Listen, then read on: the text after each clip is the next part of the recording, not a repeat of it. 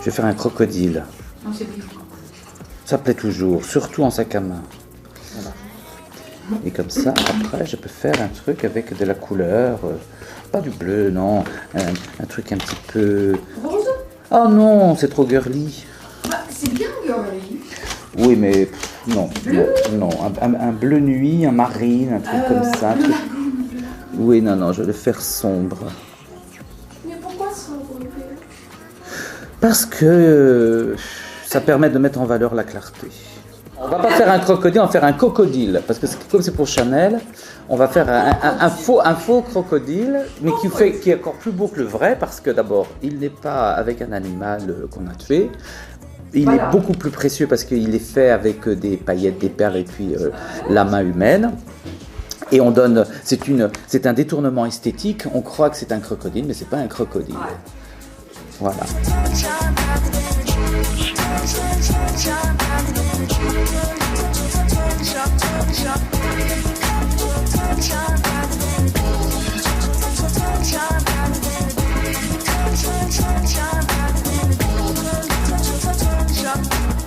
You never ever forget that you're seeing things that have been made by hand. You see the beautiful embroidery, you see the gorgeous fabrics, you see the jewelry. It's art that's actually being presented in a museum.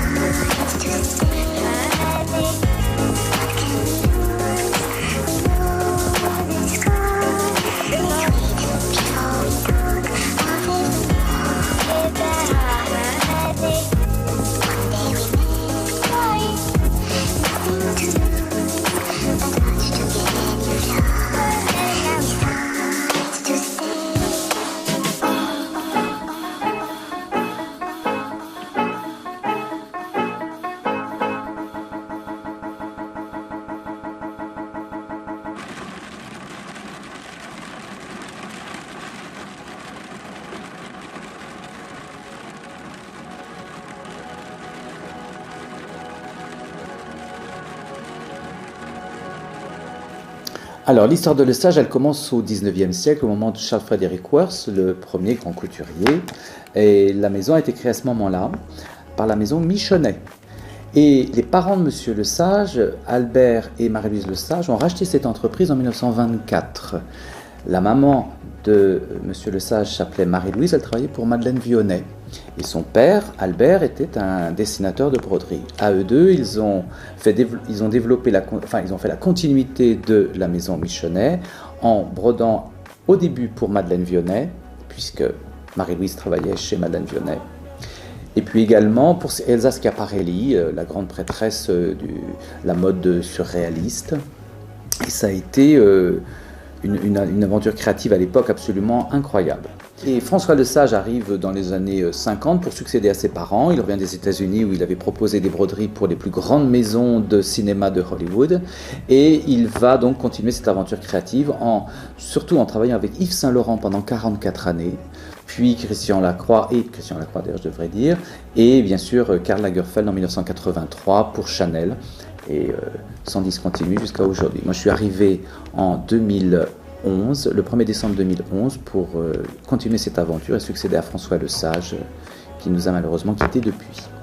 Si la maison Lesage est tellement réputée, c'est qu'elle a une histoire et aussi bien sûr une actualité. Son histoire, c'est que depuis 1864 à aujourd'hui, nous avons à peu près 80 000 archives de broderie, ce qui est unique. De broderie de mode, qui nous parle de toute l'histoire de la mode, de Charles Frederick Worth aux couturiers d'aujourd'hui. En fin de compte, c'est une sorte d'almanach, si tu veux, du Gotha de la mode, qui est dans nos archives. Donc ça, c'est très important. Ce qui permet à plein de couturiers et de maisons de luxe de venir consulter des créations, de s'en inspirer ou non. Enfin bref, c'est un patrimoine absolument inouï. Deuxièmement, c'est par la personnalité aussi de Monsieur Lesage qui pendant des années a communiqué sur les métiers d'art à une époque où il n'était surtout pas possible de le faire. Il s'est même mis en danger. Donc il a été le premier communicant des métiers d'art et au travers des métiers d'art, c'est la maison Lesage. Et on parlait tout le temps de Monsieur Lesage. Bien évidemment, troisième chose, c'est que M. Lesage était un immense créateur de broderie et qu'il a permis, tout en parlant, de montrer combien la virtuosité de la broderie était exceptionnelle. Ensuite, cette fameuse broderie avec la créativité et la technique des gens de la maison fait que c'est unique parce qu'il y a une proposition créative immense et une connaissance des techniques également très importante.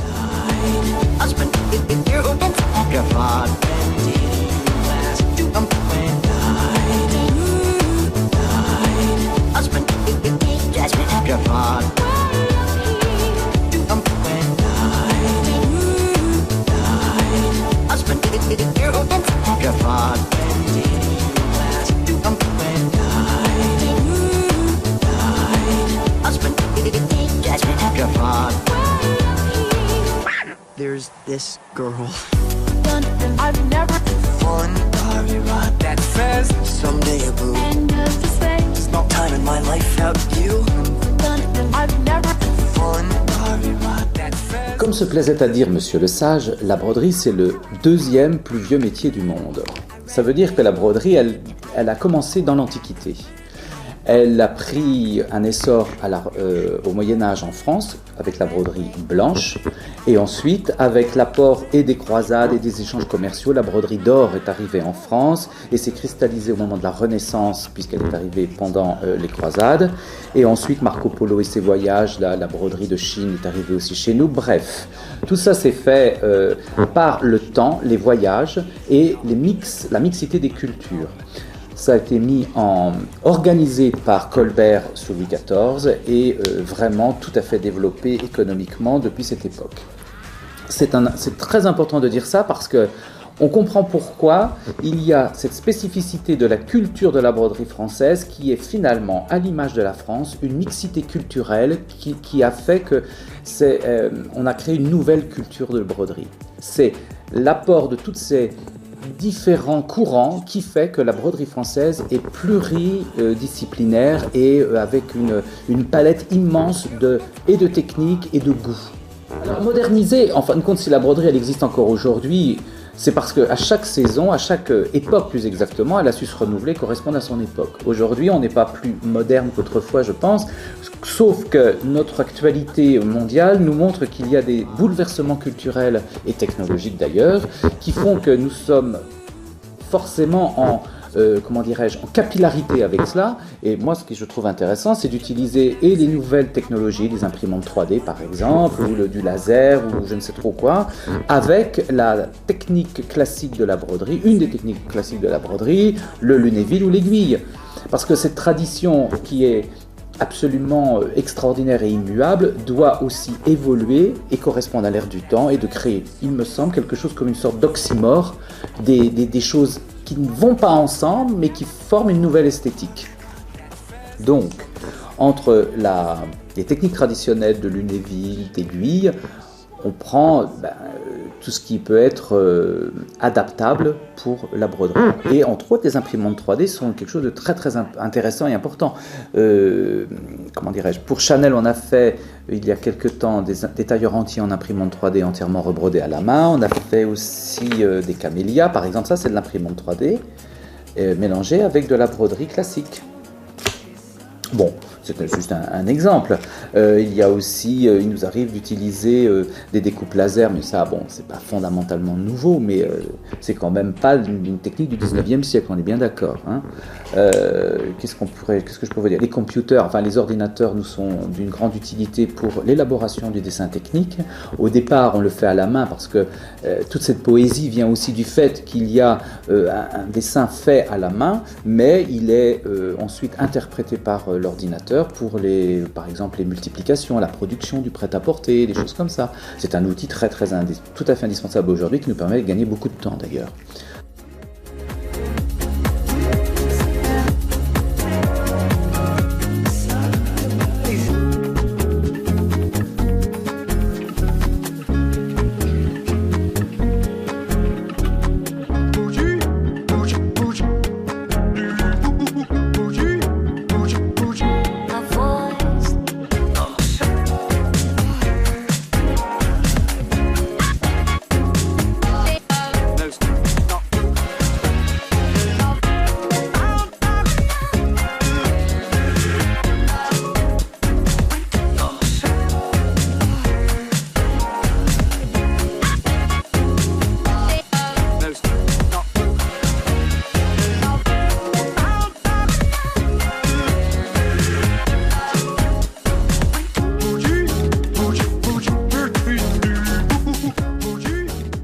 dans une maison qui est exceptionnelle, avec des brodeuses qui sont juste fabuleuses.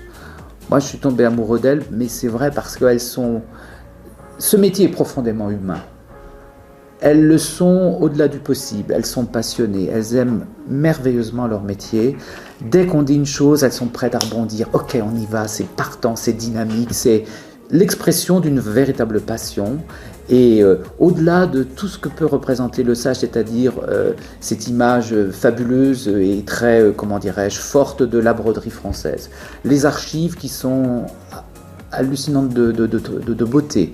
Les fournitures, on a quelques, je sais plus, 70 tonnes de fournitures. Tout est quasiment possible. La chose la plus importante dans cette maison, c'est cette vibration humaine qui est faite par les brodeuses. La patience et la passion qu'elles ont dans ce travail de la main, dans toute la créativité qu'elles donnent et tout l'empathie qu'on peut avoir de leur travail. Ça me permet de me lever le matin avec beaucoup de joie en me disant allez, on va faire de la création ce matin aujourd'hui avec les filles. Alors monsieur le sage les appelait ses filles. Moi je suis un peu moins paternaliste, je dis non, ce sont les fées, des fées brodeuses. Ici c'est une maison magique. Et ouais, tous les jours c'est un conte de fées ici. Ouais.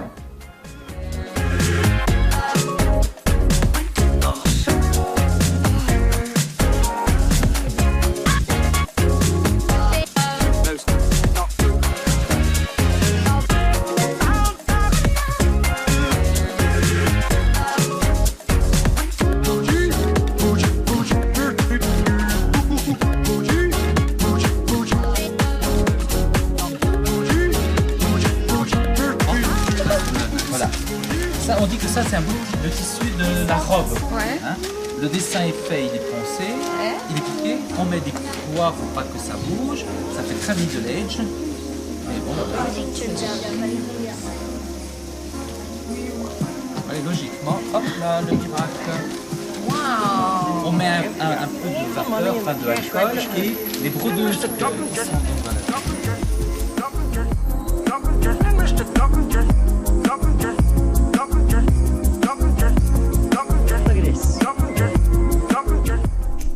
Donc nous sommes ici dans la salle des archives de la Maison Le Sage.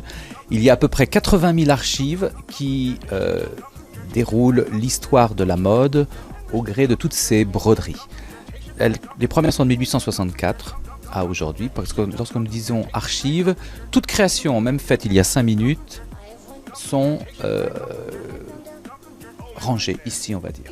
Ça n'a rien à voir avec un musée parce que c'est très dynamique, elles changent tout le temps, non pas de place, mais elles peuvent sortir pour les couturiers, les créateurs qui souhaitent les consulter, puisque c'est comme une sorte de grand livre d'images de la mode, il y a plein de couleurs, de techniques, de motifs. Donc les plus anciennes sont de la maison Michonnet, il y en a certaines qui sont, voyez-vous, rangées ici. Vous voyez Michonnet, broderie de perles, fil métal, etc. Ensuite, la maison Le Sage s'appelle Le Sage en 1924 avec Albert et Marie-Louise. Et du coup là, tout est entreposé par là-bas. Voilà. Là-bas sont proposées et encadrées les broderies qui ont été commandées par Monsieur Saint-Laurent sur, comment dirais-je, les peintures des tournesols et des iris de Van Gogh. Donc les petits trésors sont ici. Aussi. C'est presque un motif, regardez, on dirait presque le lion de Venise, mélangé à une broderie un peu entre Moyen-Âge, je dirais, et baroque. Ça. Une sorte de brandebourg, mais tout en relief, avec un ruban totalement pailleté, froncé, qui revient pour faire une espèce de petit galon mélangé à des cordelettes d'or. Oh là là, c'est sublime ça. C'est un travail qui a été fait pour l'exposition et l'événement à Venise Homo Faber, qui était une mise en valeur de l'artisanat d'art européen initié par la fondation Michelangelo Cini. Et nous avons été invités à présenter les broderies de Le Sage, une forme de mini-exposition. Et également, on a fait cette proposition d'œuvres participatives.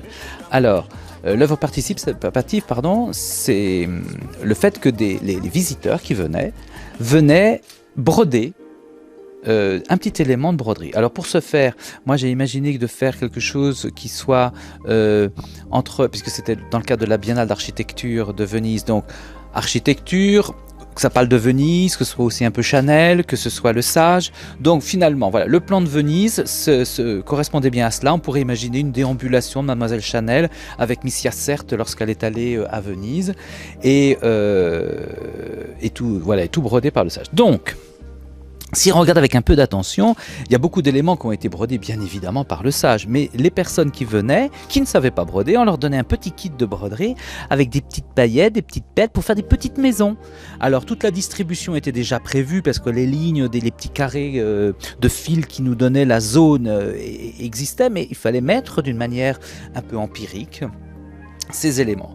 Et puis, bien évidemment, le Sage a brodé beaucoup de choses, toutes les écritures, les jardins, beaucoup de maisons, dans les flots, le petit triton qui est là-bas, c'est bien sûr le Sage qui l'a fait. Les brodeuses, elles, ont la poésie et l'expérience pour le faire. Mais ce que je trouve formidable, c'est d'avoir pu, proposer cela et que tellement de personnes aient eu envie aussi de venir le broder. 93. On dirait un tweed, mais c'est comme un effet tweed avec des crosses baroques, mais quand on regarde, c'est entièrement brodé à la main. Vous voyez, ce sont des petits éléments de lainage qui ont été brodés comme une petite chaînette, fil de laine. Et puis là, il y a comment on appelle ça, de la feuille d'or qui a été posée, mélangée à des paillettes et des tubes, un peu gratté pour donner un aspect abîmé, vous voyez, passé par le temps, comme une fresque sur laquelle le temps serait passé pour l'user, l'association c'est comme un jardin à la française, mais brodé sur un tulle pour que ce soit extrêmement transparent, et par-dessus, comme une sorte de, vous savez, une housse qu'on met sur un vieux fauteuil pour le protéger, là aussi, de la poussière ou des déménagements. Un plastique. Donc là, c'est une broderie un peu, une interprétation aussi des marbres italiens, vous savez, avec tous ces, comment on appelle ça, là, ces palais italiens, avec du plastique, du cuir, des perles, des tubes, un peu de paillettes, de la soie bien évidemment, et même par moments, c'est repeint à la main. Ça c'est Paris-Dallas. Alors là vous voyez, ça c'est un motif fresque Navarro, mais on a quand même mis un petit camélia Chanel dans l'histoire, juste histoire de chaneliser tout ça. Hein. Ça aussi, ça c'était un bas de t-shirt avec des strates d'organza mélangées à des perles, des tubes. On a adoré faire cette collection, enfin on les aime toutes. Tiens, ça c'était un peu le rodéo, les cow-boys, mais revu un peu Las Vegas, on va dire, un peu amusant quoi. Ça c'est des plumes, mais qui sont pas des plumes, c'est du jean et du tissu. Ça c'était une jupe, un truc qui est complètement différent, des petits oiseaux. Alors là ça c'était pour Salzbourg, ça c'était pour Versailles, collection croisière. C'est du latex mélangé à de la broderie, plus classique, de la dentelle, des tubes, pour faire une espèce de froufrou un peu Marie-Antoinette.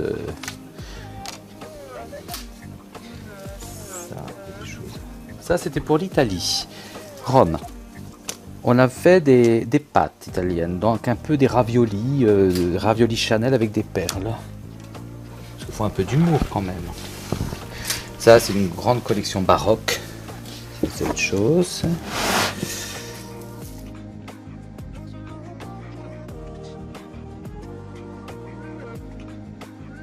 Une fois, vous savez, la broderie, c'est quelque chose de participatif, c'est collectif. Et on ne peut pas s'octroyer pour soi seul le bénéfice de toutes ces choses très belles. C'est une histoire de partage. Ouais. La broderie, c'est généreux. She finally made me realize I know.